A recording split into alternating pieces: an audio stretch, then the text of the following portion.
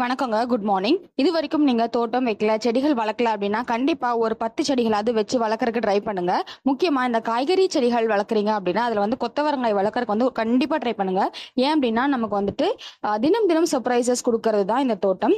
இந்த தோட்டத்தை பொறுத்தளவுல நீங்க கொத்தவரங்காய் வைக்கிறீங்க அப்படின்னா உங்களுக்கு தூரத்துல இருந்து பாக்கறதுக்கு ஒரு அழகு செடி மாதிரி தாங்க இருக்கு.